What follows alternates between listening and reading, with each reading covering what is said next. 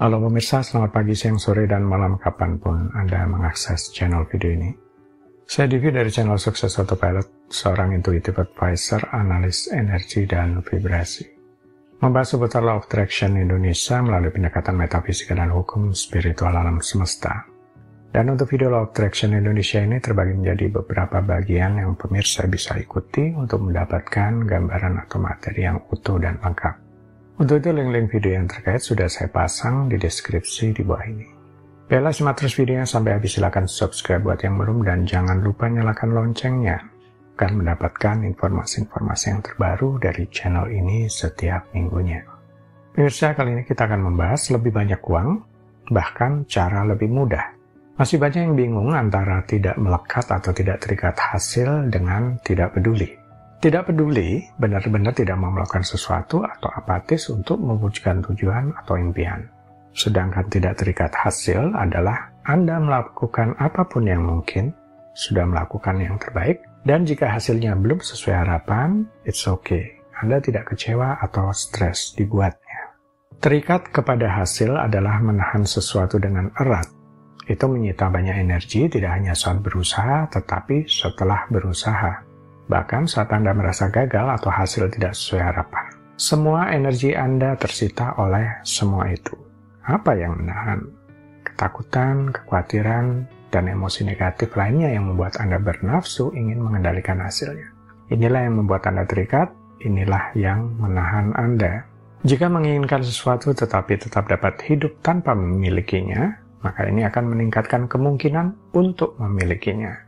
Ini adalah salah satu ironi kehidupan.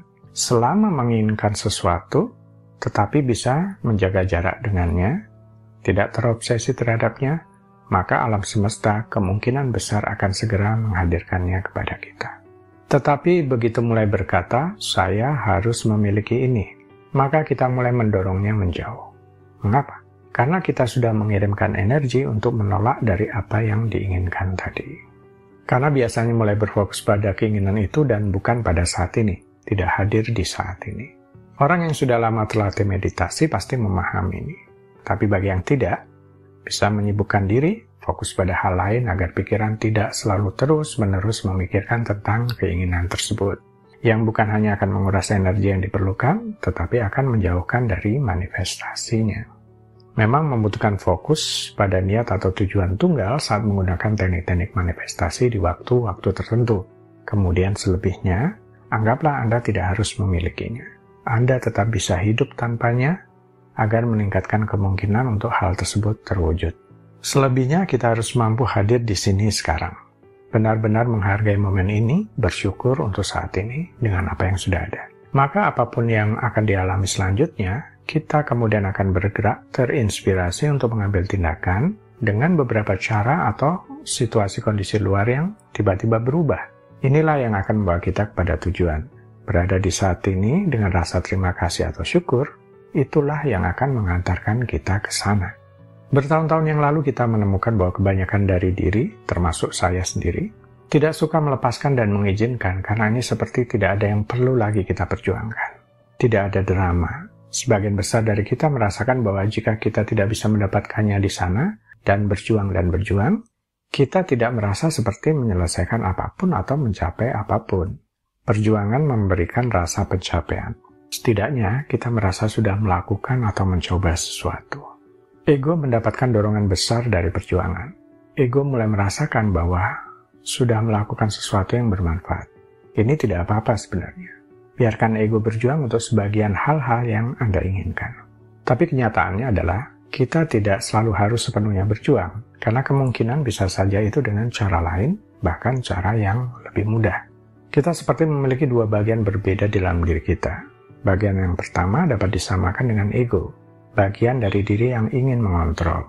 Bagian yang kedua dapat disamakan dengan batin di dalam diri, yaitu bagian dari diri yang terhubung dengan segala sesuatu. Tugas bagian pertama adalah memilih apa yang Anda inginkan dan melepaskannya. Tugas bagian kedua adalah menyampaikannya kepada Anda. Kita semua belajar bahwa melepaskan dan percaya, maka akan lebih sering mendapatkan yang diinginkan daripada tidak. Dan itu datang dengan jauh lebih mudah daripada jika kita sengaja berjuang untuk itu. Konsep yang sama bekerja dalam hidup kita. Pilih apa yang menjadi niat atau tujuan dan kemudian mempercayakan Tuhan atau semesta, apapun itu sesuai dengan keyakinan Anda, membawanya kepada kita. Biarkan peristiwa yang akan terjadi mewujudkan hal yang diinginkan. Jika memilih untuk mewujudkan sesuatu secara sadar, tetapi kemudian tidak dapat melihat cara untuk mewujudkannya, yang terjadi kemudian adalah mudah menyerah. Pikiran sadar sendiri tidak dapat melihat semua kemungkinan. Niat dan lawan niat. Kita selain memiliki niat, kita juga memiliki lawan niat, yang biasa disebut dengan counter intention atau kontra intention. Mungkin yang paling sering diketahui orang adalah memang tentang niat ini. Disitulah Anda menyatakan apa yang Anda inginkan, ingin memiliki, melakukan, atau menjadi apa. Ini semacam deklarasi. Ini adalah penegasan. Ini juga bisa disebut semacam perintah. Contohnya mungkin, saya berniat untuk memiliki lebih banyak uang, atau saya memutuskan untuk menjadi seorang miliarder, atau saya berniat untuk meningkatkan penjualan sebesar 100% dan seterusnya. Tidak selalu harus sepenuhnya berjuang, karena kemungkinan bisa banyak cara dalam mencapai tujuan di atas. Bahkan cara yang lebih mudah. Tetapi mungkin tidak banyak yang tahu tentang counter intention atau kontra intention ini, yang menyangkal dari dalam atau membatalkan niat tersebut. Contohnya mungkin, uang itu kotor, atau uang yang kuhasilkan terbatas, atau uang hanya datang ke orang lain kecuali saya. Sedangkan niat sadar adalah jelas dan positif. Tetapi yang tidak disadari adalah lawan niat yang menimpanya atau membatalkannya. Jika belum mendapatkan kejelasan dari lawan niat ini, maka mencapai niat atau tujuan yang dinyatakan akan sulit tercapai, bahkan tidak mungkin. Mengapa? Sederhananya, pikiran sadar hanya memiliki sedikit kekuatan, tetapi pikiran bawah sadar adalah yang lebih dominan yang memegang kendali. Keyakinan, pola pikir, ingatan lebih banyak disimpan di pikiran bawah sadar atau tidak sadar. Ini adalah pusat kendali untuk sebagian besar hidup kita. Mencoba mengarahkan hidup kita secara sadar tidak akan berhasil jika masih ada lawan niat yang menghalangi pemenuhannya. Kita perlu menjadi jelas terlebih dahulu sebelum mendapatkan hasil yang dimaksud. Jika ingin menarik lebih banyak uang, harus berdamai dengan uang secara internal. Hampir setiap orang memiliki keyakinan semisal banyak uang akan banyak godaan. Orang kaya itu sewenang-wenang. Semakin banyak uang yang dihasilkan, maka semakin besar pengeluaran. Dan keyakinan-keyakinan lain yang bersifat negatif tentang uang. Jika keyakinan ini tetap ada, maka akan bergumul dengan uang. Lagi pula, siapa yang mau jadi jahat atau boros jika memiliki banyak uang? Pikiran sadar dan bawah sadar perlu selaras. Misalkan ketika kita melihat benda apapun, seperti contoh meja. Pikiran yang beroperasi dalam keadaan kesadaran melihat benda itu, bahkan tanpa memikirkannya. Bank memori yang terletak di pikiran bawah sadar yang memegang kunci untuk simbol itu dengan cepat mengirim sinyal untuk memberi pikiran yang sadar kemampuan untuk menamai objek tersebut.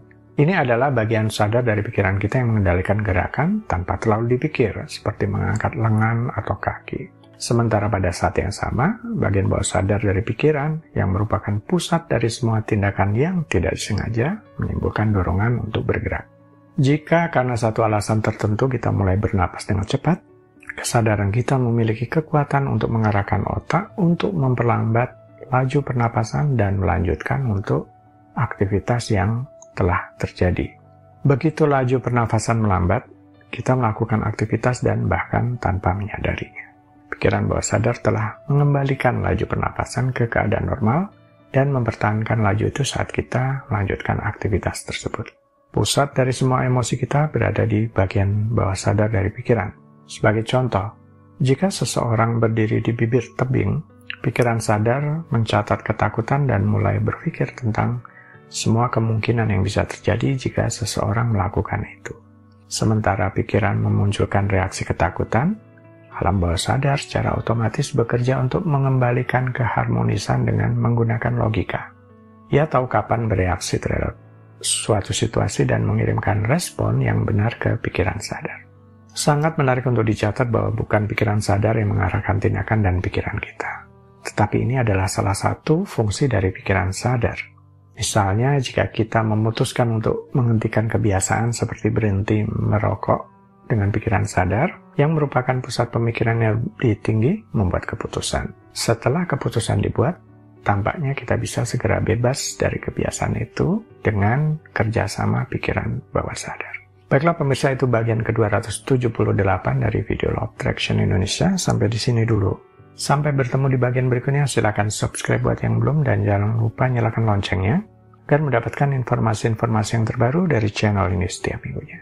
Sampai jumpa.